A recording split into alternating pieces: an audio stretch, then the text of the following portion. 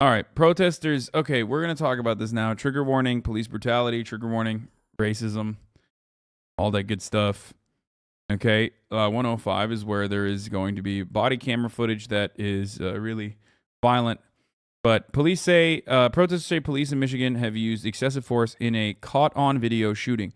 I mean, this is pretty fucking brutal. Another execution. I'm not going to obviously show you the entire video. Police shooting in Grand Rapids, Michigan has led to violation of the terms of service.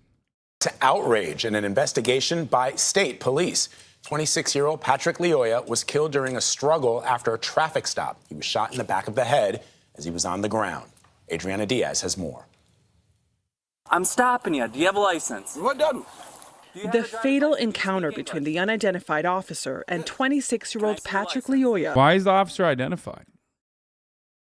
Isn't he a public servant? Like, what's going on? He literally is getting paid with our taxes. Like, what do you mean, unidentified officer? What are we, just fucking not identifying murderers now? That's real sus. That's cool. Began as a traffic stop over a license plate that didn't match the vehicle's registration. Lyoya appears to walk away from the officer and then resist before running. Multiple videos, including from the officer's body camera, his dash cam, a cell phone, and a security camera, captured what happened next. The two appear to wrestle over control of the officer's taser. It deploys twice into the ground. Then, as this video shot by the car's passenger shows, while on top of Lyoya's back, the officer fires a... He pulls his gun out. Okay, I'm not going to show you the rest of it, but he pulls his gun out while he's on top of him.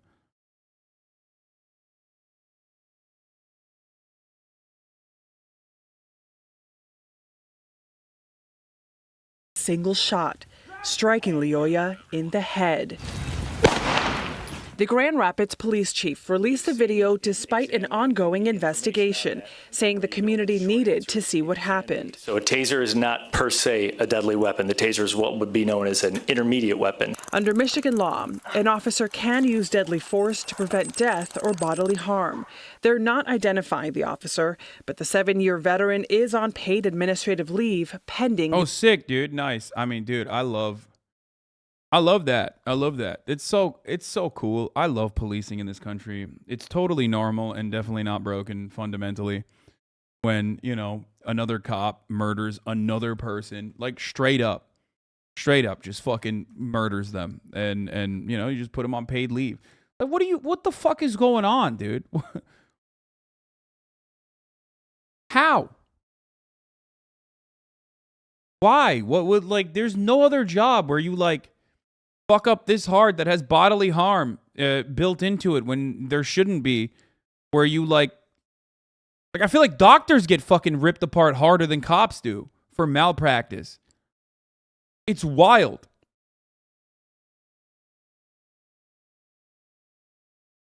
Like, literally. And doctors' job is to save a lot more than they kill, okay? Straight up. Possibly also a lot more training involved in, you know. I don't even get paid vacations for being outstanding at my job, shaking my head. Yeah, there's...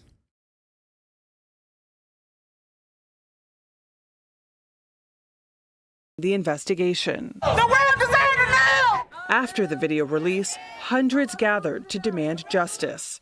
Lyoya, who was a father to 2 young daughters, was a refugee from the Democratic Republic of Congo. In a statement, attorney Ben Crump, who's representing the family, demanded charges against the officer, saying in part, the video clearly shows that this was an unnecessary, excessive, and fatal use of force against an unarmed black man who was confused by the encounter and terrified for his life. That frustration flooded Tuesday's packed city commission meeting. You share the blame. The blood is on your hands too. We never had to lose someone at all. Patrick Lyoya was cut down in the prime of his life. The Michigan State Police are leading the investigation. When it's finished, it will be up to the Kent County prosecutor to decide if charges are warranted. For CBS Mornings, I'm Adriana Diaz. Cops not understand that, like, the person is like a human being I mean, are cops human beings? Or are they something different? Like, do they just, you can talk to people, right? Like, you can de-escalate situations. I don't know why it's just never an option for so many of these fucking pigs.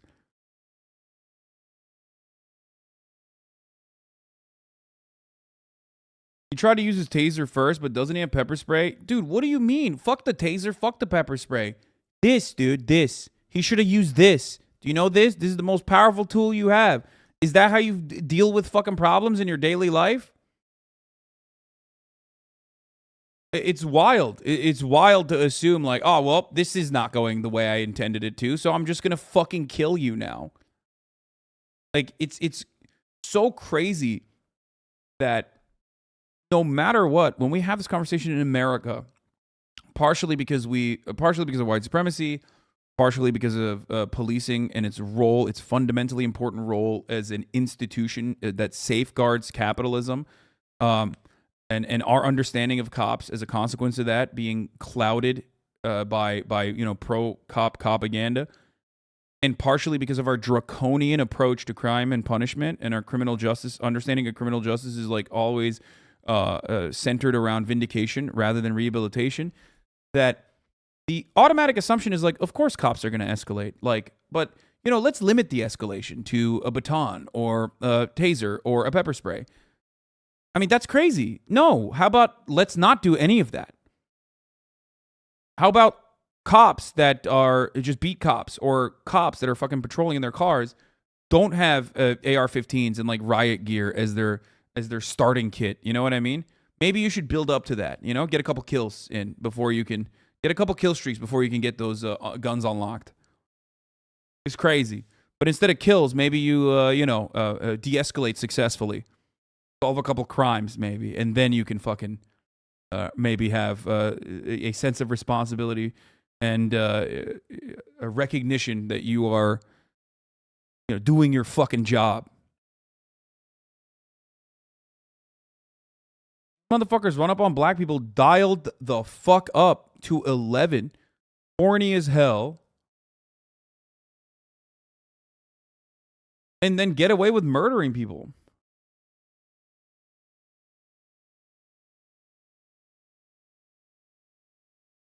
Not really a funny joke, but I get it. Yeah, well, after the 7 millionth fucking police brutality coverage that I'm doing, it's just going to be a little dark in here. I'm sorry. Like, the starting position here should not be that they have... The starting position here should not be like,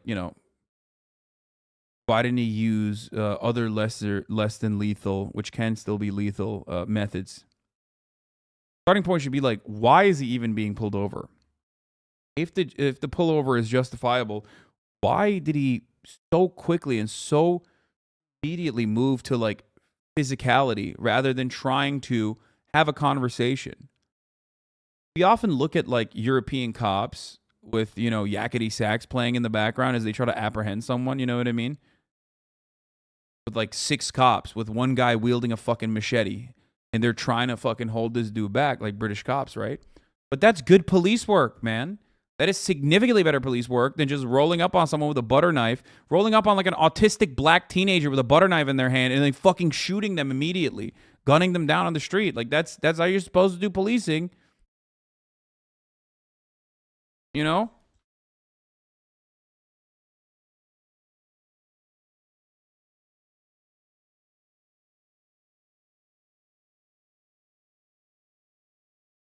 Why did he even have to get out of the car during a traffic stop?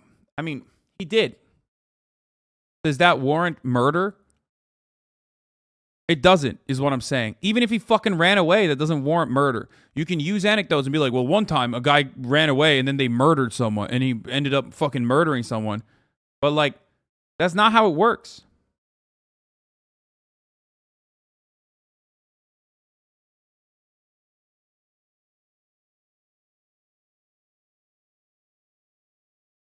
Do some fucking police work, dude. Like, you got his fucking face. You got his license plate. You have the car. He didn't get in the car and like drive away in the car. Do police work after the fact. You can catch him. I believe in you. Okay? I believe in you, cops. I believe in you more than you believe in yourself. How about that?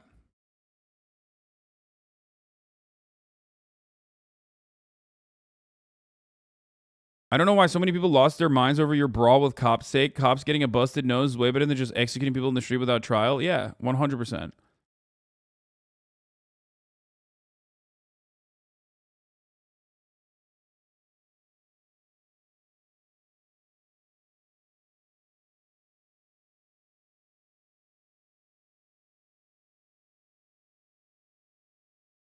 Yeah, I mean, good police work. This is good police work. Like, this guy is significantly more violent, dude. It would have taken 0 seconds for this dude to get fucking absolutely popped in America. And most Americans would defend it, too. Even I would say, like, yeah, that's an understandable position. Like, at that point, if someone is wielding a machete and, like, trying to fucking clap you, like, I mean, if I have a gun, I might use it, you know? London police engage with a distraught man wielding not scissors or a knife, but a machete, all captured on a smartphone from across the street. His ability to move is not completely obstructed by either the officers or by the vehicles, but he is more or less surrounded. You'd see the man pacing around. You think people who become cops would risk losing a fight and getting embarrassed? They would just rather murder them and keep their ego strong? In the full video, his friend is digging through the glove box for his license. It seemed like he was just trying to walk around the car to look for himself before the cop grabbed him. The cop probably thought the car was stolen because the plates didn't match the car. They could have just towed the car. Figure out what's going on with the dude is still in the car. Like, there is no crime so severe other than like an immediate threat to your life. Okay? An immediate threat directly to your life where like someone 100% is like literally holding a fucking gun to your head where it is appropriate to fucking respond with firepower. You don't shoot someone because you got tired of fucking wrestling them after a license plate discrepancy. Okay? You don't just do that. That's insane. You should go to fucking jail. You should 100% go to jail in that situation. That's psychotic.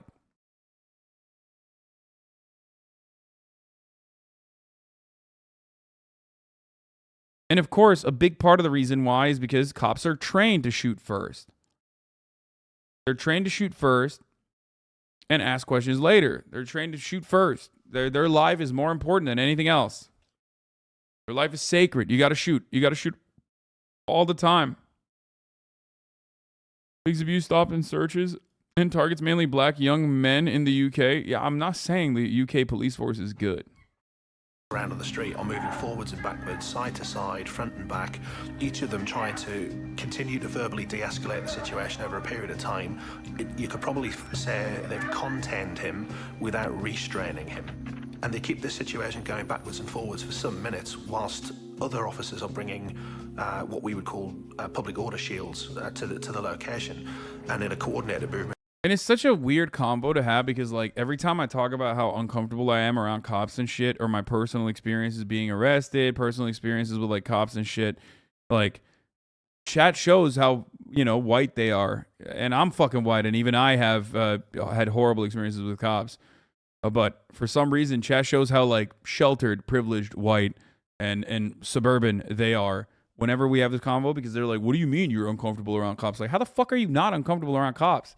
They're literally like, they're a bunch of thumbs with a license to kill. Like, they're heavily armed thumbs. All of them are conservative. They're all reactionary as fuck. They all got a hair trigger. They're above the law. They have a horrible attitude. They also, on top of that, are like dealing with people on their worst moments every day of their lives. Okay. So that even creates more resentment with like anyone and everyone that they engage with. You know? How the fuck aren't you going to be uncomfortable around that? That's wild.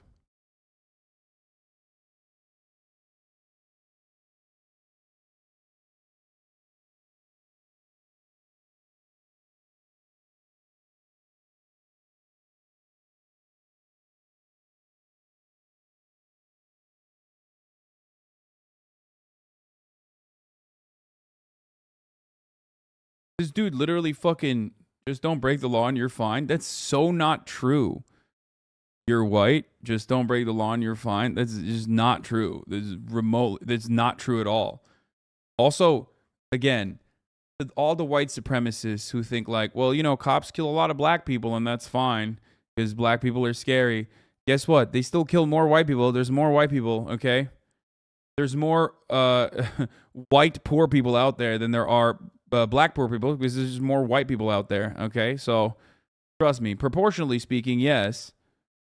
You know, black people are executed in the hand. Unarmed black people are executed in the hands of the police far more often than unarmed white people. But you know, just letting you know.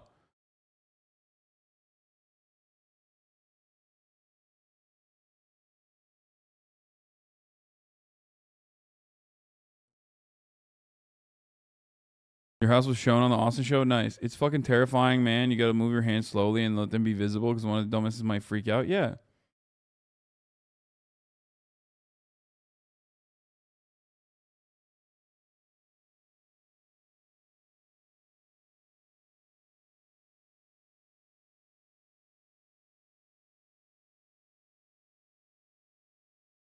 I had a cop in my house. Doesn't matter how nice you are. They can be extremely hostile to you under full cooperation. Yeah.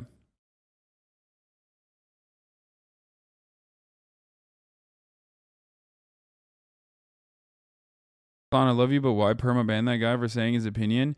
Because I've been doing this for a lot longer than you have, Lady Queen, and I know when someone is making a disingenuous remark, specifically from a racist point of view, when they make that disingenuous remark, and having all of those people stay in the conversation only makes it worse because they're going to consistently try to derail over and over again, which is why in order to harbor and foster a much better back and forth with a chat in a situation like this, it's much easier to just fucking clap people's ass cheeks and move on.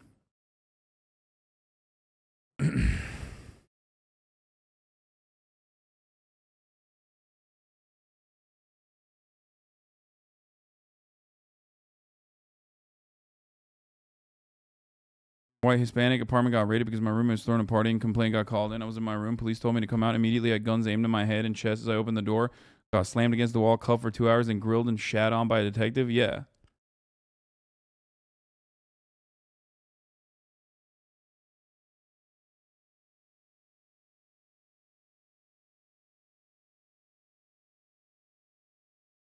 Yeah. Also, because I look white as fuck, whenever someone questions whether I'm white, it's usually not for good reason. They move towards.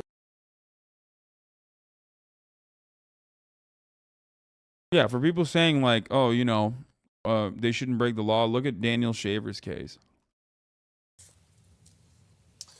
It's very tough to watch that. You can see, though, that there's a struggle. You can see where the officer's afraid. You can see where Patrick is afraid. It's just, there are many, many questions to me on that particular story. It ends tragically, father of two, and it begins on something that seems so small. Something that's so routine.